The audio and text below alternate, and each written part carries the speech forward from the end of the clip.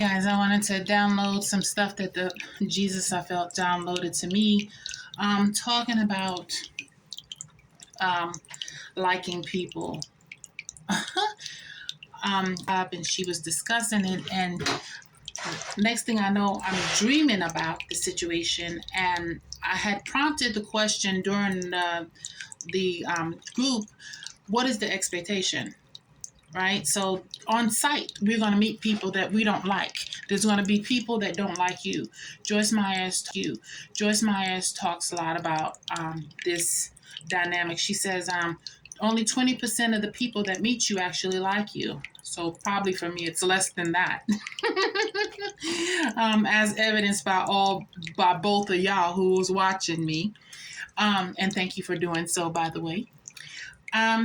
But I tell you what, so I was talking about filters and what that looks like in the kingdom of heaven. So God is not expecting that we will like everybody. He doesn't probably even want us to like everybody. In fact, we have to exercise an exercise called love in order to get through not liking people that we even love, you know, um, or loving people that we would not like, even family.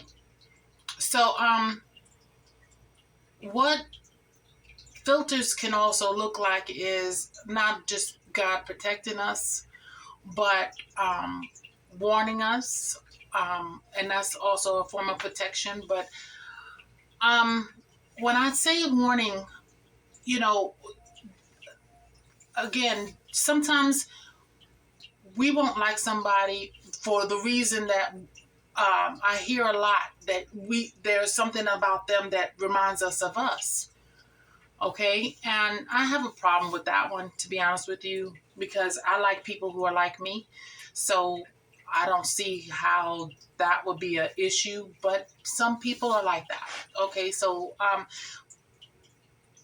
liking is not the biggest issue because there are going to be seasons in our lives when we don't even like ourselves. We don't even like, we're not going to like uh, the person that we live with from every day, all day, So liking is kind of one of those things that are they're as whimsical as we are, right? So we want to be people who are grounded in what does love look like. And I'll give you an example. There's a gentleman in my building who I guess I don't like. I don't like him at all. And he believes a lot differently than I do. And I was running a free haircut program here. And this guy, I know he's on drugs and I know I should be merciful. And God is always asking me to wear the hat of mercy, which is why I started the program in the first place. But, today I didn't have any peace about it. So I'm not going to cut his hair. Um, does that is that still love? I'm not treating him wrong. I'm not I'm not not treating him bad, right? So, but I'm not feeling like being bothered with you. You know what I mean? Because for whatever the reason, I don't have to explain that. But how about this? I will say that we want to always be in a place of love, and whatever that looks like for you biblically, rock on with that, despite how you might feel about the person. So, and that's why I asked the question, well, what is the expectation? When we don't like somebody, that will just be the case in our lives. So don't beat yourself up if you don't like somebody. That could even be protecting you, is my point. And if it is protecting you, and you never know, it could be, don't fight that. Don't fight that. Pray about it. But I don't know what the prayer should be. I'm wondering, like, is the prayer supposed to be that I will ever come to like you? You know what I mean? I should always treat you right. Always, no matter what. Even if I don't like you. In the book of Corinthians, the writer is, I want to say it's Paul, he's on a whole nother level with the people that he's talking to, because he doesn't, I think he clearly doesn't like them. I mean, that's the way I'm reading it. I could be wrong, but he's like, you're worshiping all these different gods, but I know about this one God who's if you rock with him, you rocking, and I could imagine that was hard for him to do, to even want to reach them. And he ends up talking about how we're one. We're one. We're one body. We're one flesh.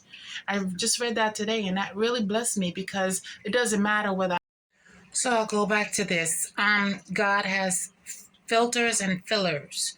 So everything God has in this universe is beneficial. He wastes nothing, not even bacteria and dirt.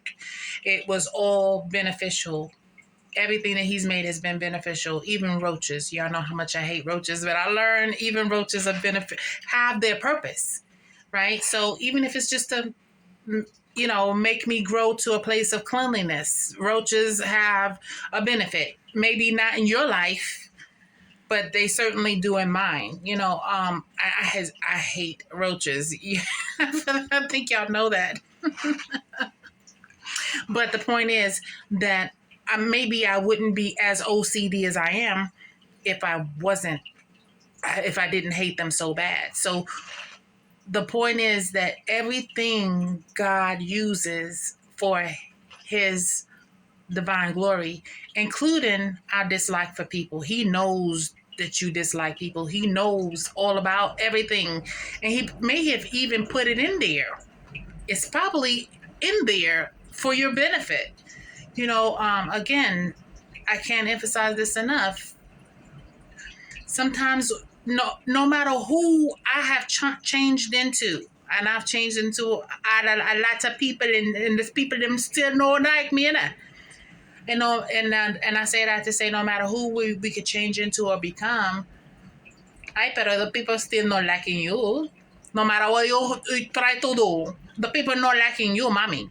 It's okay. And that may be for a reason. And honestly, as a person who's really not liked, and I'm sad to be able to admit that, but kind of grateful, because you know what it does for me? It grounds me. It keeps me grounded in Christ. It keeps me knowing that, I am a peculiar people. It keeps me knowing that there's nothing wrong with me, that God is protecting me. If I have a lot of people around me, my personality is bubbly and bursting, and it's all over the place. And I think that everybody should like me. Let me tell it, so that people don't.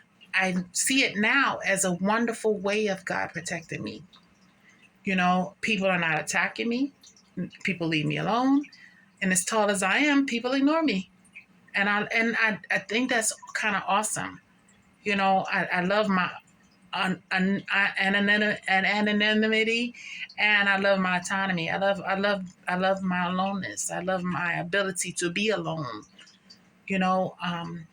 So I say that to say, rock out with yourself, pray about everything, stay prayerful about everything. And that doesn't mean that we're not to change some things. I'm not saying that. Let God be the determinant of that. Once you stay submitted to him, then all things, he works all things for the good of those who love him and are called according to his purpose. With that said, I tell you what, I love you, and I tell you what, rock on and be the best you can be. Stay prayerful in all things. Stay in the word. Bye.